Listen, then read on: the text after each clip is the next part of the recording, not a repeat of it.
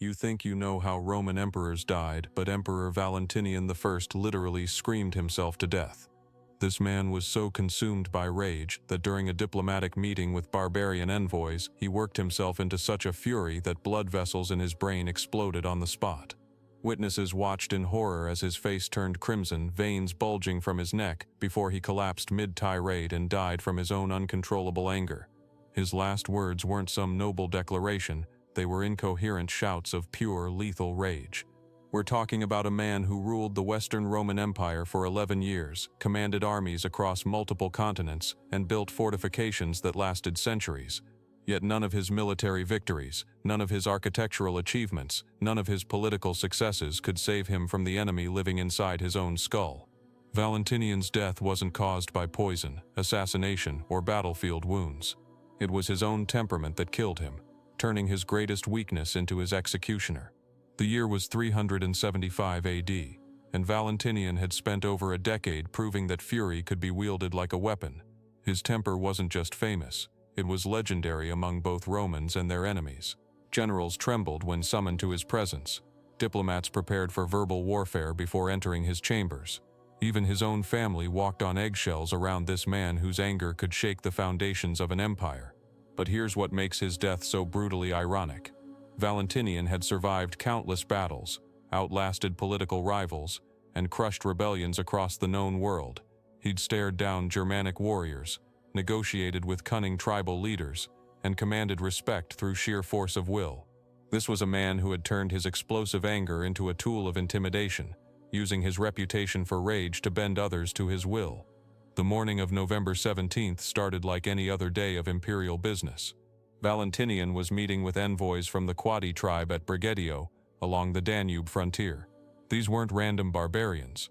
They were experienced negotiators who had dealt with Roman officials before. They knew the stakes, understood the delicate balance of power, and came prepared for tough discussions about territorial boundaries and tribal obligations. What they didn't expect was to witness the death of an emperor. Military records tell us that Valentinian rose through the ranks with calculated precision, but his path to power was anything but typical.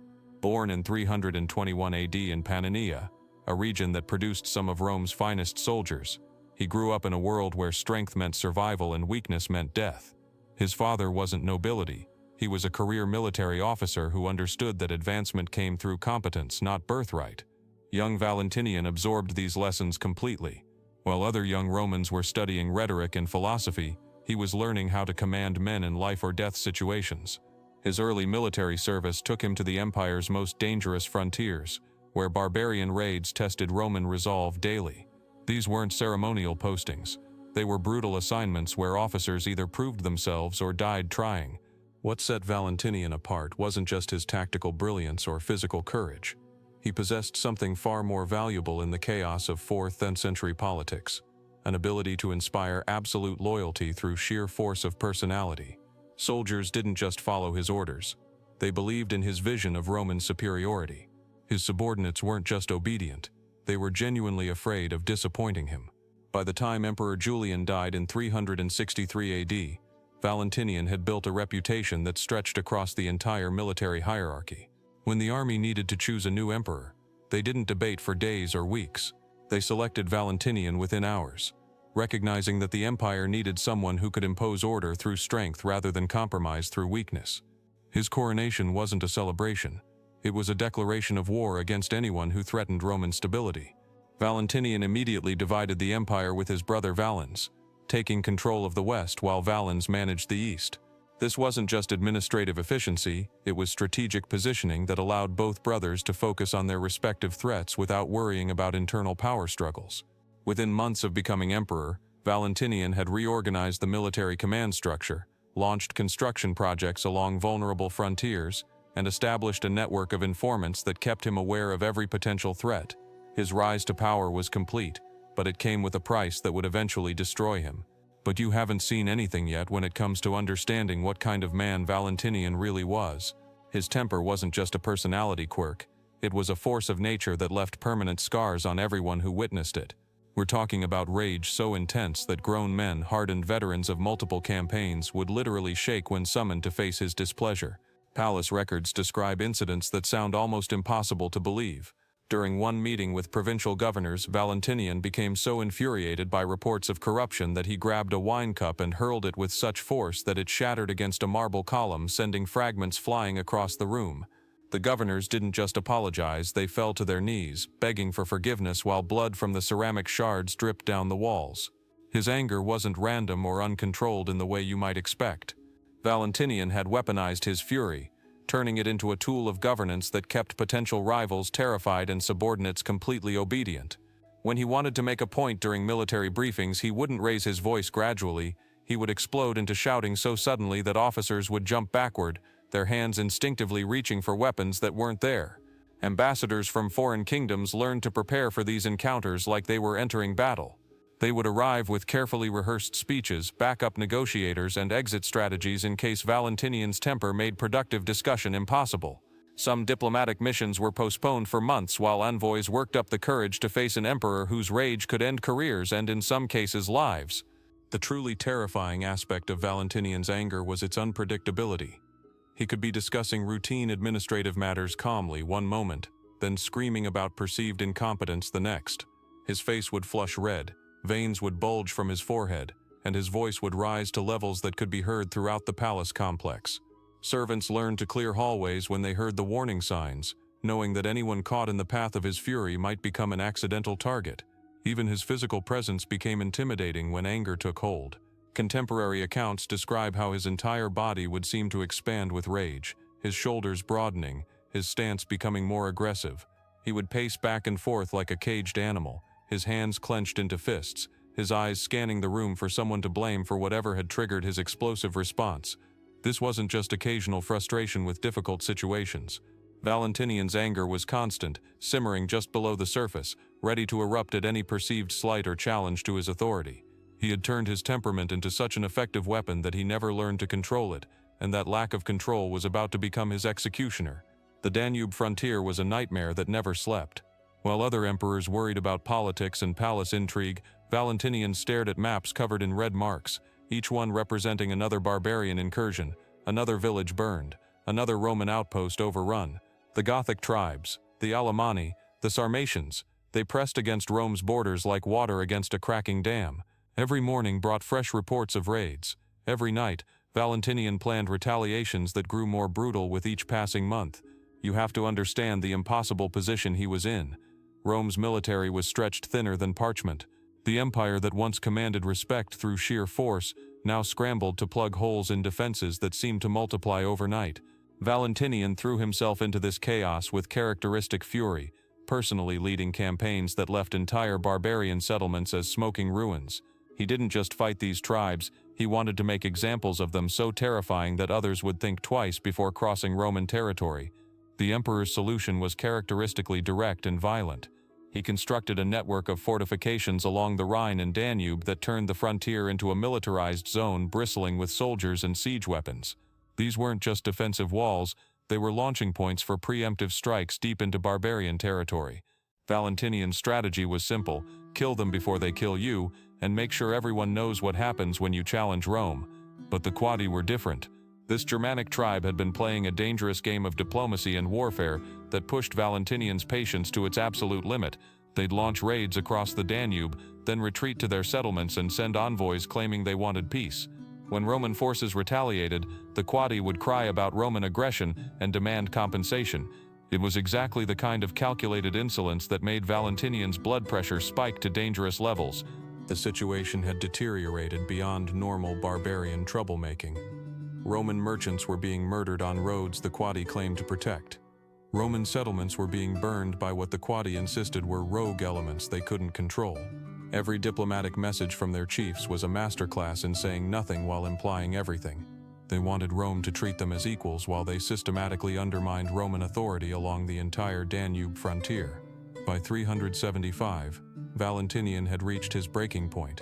The Quadi's latest provocation involved attacking a Roman supply convoy and ransoming the survivors back to Rome, while simultaneously requesting a meeting to resolve misunderstandings between their peoples. The audacity was breathtaking.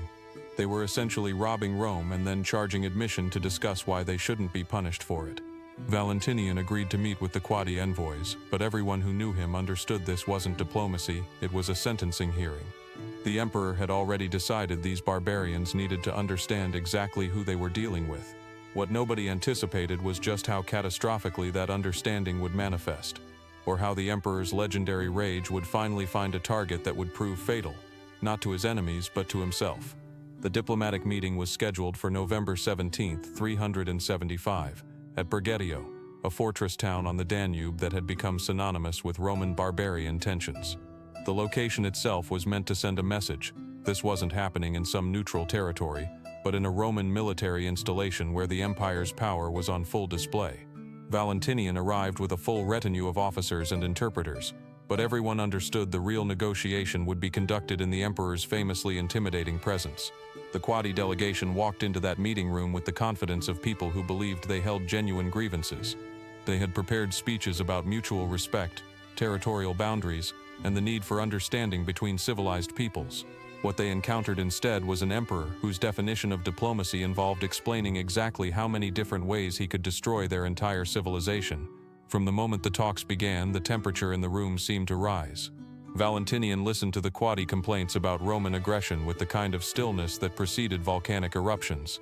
His officers would later describe the way his hands gripped the arms of his chair, the subtle changes in his breathing, the dangerous quiet that settled over him as the barbarian envoys outlined their demands for Roman concessions. The Quadi had fundamentally misunderstood what they were walking into.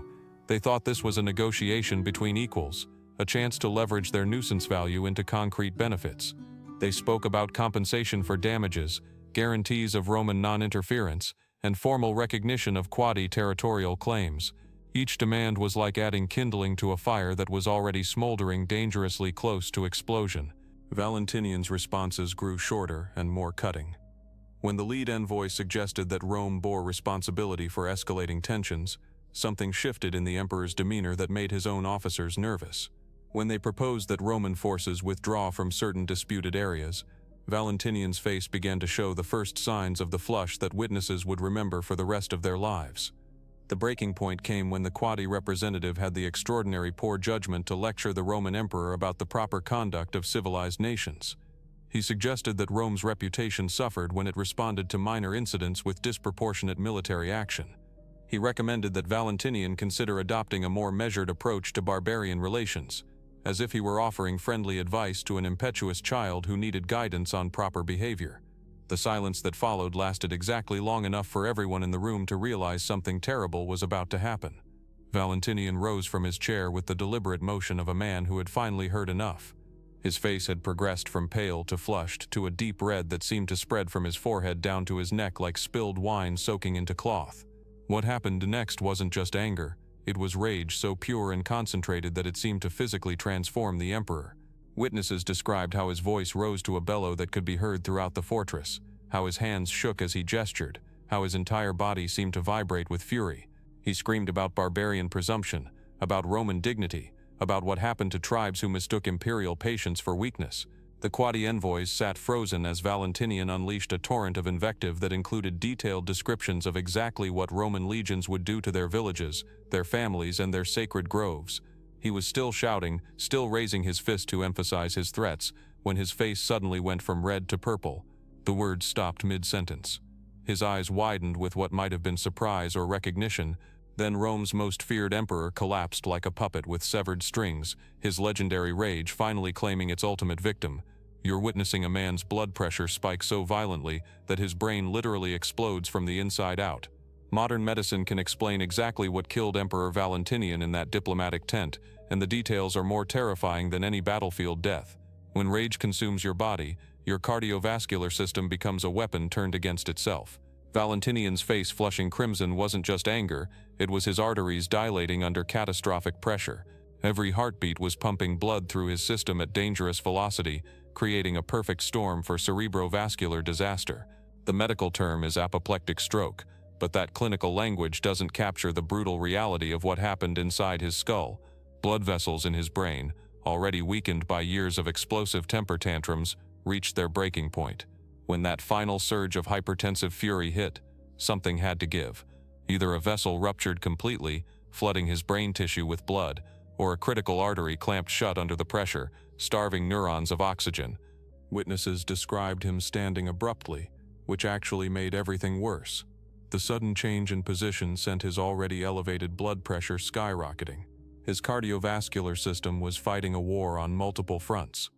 The emotional stress hormones flooding his bloodstream, the physical exertion of his rage, and now the mechanical challenge of pumping blood upward against gravity. What makes this medically fascinating is how perfectly it demonstrates the mind-body connection. Valentinian's psychological state directly triggered his physical destruction. The anger wasn't just an emotion, it was a chemical cascade that turned his own circulatory system into an instrument of death. Stress hormones like adrenaline and cortisol were coursing through his bloodstream, forcing his heart to work harder while simultaneously constricting his blood vessels. The collapse happened fast because strokes are neurological emergencies that shut down brain function in seconds. One moment he was screaming at barbarian diplomats, the next his motor cortex was offline. His speech center went dark. The neural pathways controlling his balance and coordination simply stopped working. 4th-century physicians had no concept of cerebrovascular accidents, no understanding of how blood flow and brain function connected. What they witnessed was a man literally killed by his own emotions. The irony cuts deep. An emperor who conquered enemies across the frontier, who built military infrastructure that lasted centuries, who commanded legions with iron discipline, was ultimately defeated by his inability to control himself. His greatest weakness wasn't external enemies or political rivals, it was the furious beating of his own heart. Medical historians studying ancient accounts of sudden death often find cases like Valentinian's. The symptoms align perfectly with acute hypertensive episodes leading to stroke. The rapid onset, the facial flushing, the immediate collapse. It's textbook cerebrovascular catastrophe triggered by extreme emotional stress. The emperor's death represents one of history's clearest examples of psychosomatic medicine in action. His mind didn't just influence his body, it destroyed it. Every previous tantrum had been practiced for this final fatal performance. Years of unchecked rage had conditioned his cardiovascular system for exactly this kind of breakdown. Nobody in that tent understood they were watching a medical emergency. They thought they were seeing divine judgment or political theater or simple coincidence. The reality was far more disturbing. They were witnessing the ultimate consequences of a man who never learned to manage his own emotional responses. Ammianus Marcellinus was standing close enough to see the emperor's pupils dilate when the stroke hit. The historian's account reads like a medical examiner's report, meticulously documenting details that paint a horrifying picture of sudden death. Marcellinus had served in the Roman military for decades, witnessed countless battlefield deaths, seen men die from wounds, disease, and combat injuries. But he'd never seen anything like what happened in that diplomatic tent. His description focuses on the unnaturalness of it, how a man could be alive and screaming one moment, then completely motionless the next. The historian noted how Valentinian's voice changed mid-sentence. He wasn't just shouting anymore. The words were becoming slurred, harder to understand. Modern medicine recognizes this as aphasia, the neurological symptom when stroke damage affects language centers in the brain. But to witnesses it sounded like the emperor was choking on his own fury. Other eyewitnesses described the emperor's hands shaking uncontrollably before he collapsed, not trembling from anger, but the involuntary muscle spasms that accompany major strokes. His left arm went limp first, hanging uselessly at his side while he continued gesturing frantically with his right hand. The progressive nature of his neurological shutdown was playing out in real time. What shocked the Roman officials most wasn't just the emperor's death, but how quickly the barbarian delegates understood what was happening. While the Romans stood frozen, trying to process the scene, the Quadi envoys immediately began backing toward the tent entrance. They recognized vulnerability when they saw it, even if they didn't understand the medical cause. Marcellinus recorded the immediate aftermath with journalistic precision. The tent went completely silent except for the sound of Valentinian's labored breathing, which lasted only minutes before stopping entirely. Then came the chaos. Shouting, confusion, desperate attempts to revive him. Palace physicians arrived and tried everything their limited medical knowledge allowed, but 4th-century treatment for stroke victims was essentially non-existent. The historian's account reveals something crucial about Roman imperial psychology. The shock wasn't just about losing their emperor, it was about witnessing the fundamental fragility of power itself. These men had built their entire worldview around Roman strength, imperial invincibility, the idea that their empire was blessed by the gods. Watching their leader literally die from his own anger shattered those assumptions. Multiple witnesses mentioned how strange Valentinian looked after the collapse. His face, which had been crimson with rage moments before, turned ashen gray. His eyes remained open but vacant, staring at nothing. The man who had terrified subordinates and enemies alike suddenly looked smaller, almost childlike in death. Marcellinus was careful to document the exact timing of events, creating a timeline that modern medical professionals can analyze. From the moment Valentinian stood up angrily to his final breath took less than 15 minutes. The historian understood he was recording something historically significant, not just the death of an emperor but a demonstration of how quickly everything could change. The eyewitness accounts all emphasize the same disturbing theme. Absolute power means nothing when your own body betrays you. These men had watched Valentinian intimidate barbarian kings, crush military rebellions, execute senators on a whim, but they couldn't do anything except watch him die from his own uncontrolled emotions. The silence that followed his death was described by multiple witnesses as the most unsettling part. The tent full of the most powerful men in the Western world, and nobody knew what to say or do next. The news of Valentinian's death traveled faster than anyone expected, creating an immediate succession crisis that threatened to destabilize the entire Western Empire. Roman politics had no graceful mechanism for handling sudden imperial death, especially when it happened during active diplomatic negotiations with hostile barbarian tribes. Gratian was barely 16 years old when riders arrived at his court with news that his father was dead. The young man had been co-emperor in name only, learning statecraft under Valentinian's shadow. Now he faced the reality of ruling alone during one of the most dangerous periods in Roman history. The barbarian tribes along the Danube frontier were already probing for weaknesses, and Valentinian's dramatic death had just revealed the biggest weakness of all. Palace officials moved with desperate speed to consolidate power around the young emperor. They understood that succession disputes had destroyed previous dynasties, and with barbarian pressure mounting on multiple frontiers, internal conflict could be fatal. Within days, Gratian's authority was being proclaimed across the western provinces, but proclamations meant nothing if local commanders and governors decided to pursue their own ambitions. The Quadi delegates who witnessed Valentinian's death returned to their tribal leaders with detailed accounts of Roman vulnerability. Word spread quickly through Germanic communities that the emperor who had terrorized them for over a decade was gone, replaced by an untested teenager. Tribal councils began discussing opportunities that would have been unthinkable while Valentinian lived. Military commanders faced an impossible situation. They owed personal loyalty to Valentinian, who had promoted them based on competence rather than political connections. But Gratian was largely unknown to the frontier armies, and military loyalty in the late Roman Empire was often more personal than institutional. Several commanders began making independent decisions about border security rather than waiting for orders from the new emperor. The economic implications were equally devastating. Valentinian's infrastructure projects had employed thousands of workers and contractors across the western provinces. His death created uncertainty about funding and priorities, leading to work stoppages and economic disruption at exactly the moment when military expenses were increasing due to barbarian pressure. Senate politics in Rome became particularly treacherous. Senators who had been terrified of Valentinian's wrath suddenly found themselves with potential influence over his inexperienced son. Competing factions began maneuvering for position, offering advice and support that often masked personal ambitions. The young Gratian found himself surrounded by advisors whose loyalty was questionable and whose motives were. Over the centuries, medieval chroniclers transformed Valentinian's death into something far more dramatic than reality. They painted him as a tyrant struck down by divine wrath, his rage so unholy that God himself intervened. These stories spread through monastery scriptures and royal courts, each retelling adding another layer of supernatural vengeance. Monks wrote of his face turning black as demons possessed him, of his screams echoing through the halls like the damned. Pure fiction, but it served their purpose perfectly. The church needed villains to contrast against Christian virtue, and Valentinian's pagan fury made him an ideal cautionary tale.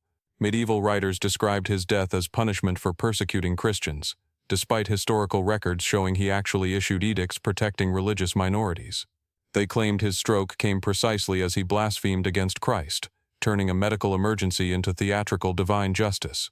These fabricated details became so entrenched that even Renaissance scholars repeated them without question.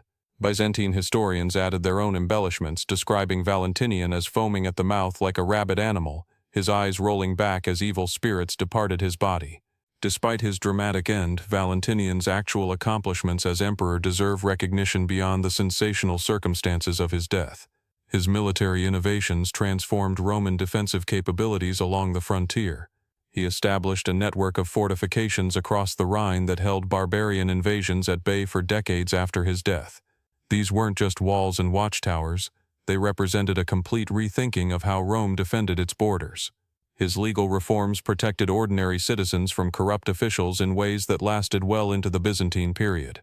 Valentinian created appeal processes enabling common people to challenge local magistrates, something previous emperors never attempted. His death unfortunately overshadows these substantial achievements in popular memory. The dramatic stroke during diplomatic negotiations makes better storytelling than administrative competence or infrastructure development. Modern audiences remember the emperor who died from rage rather than the leader who successfully defended Western civilization during its most vulnerable period.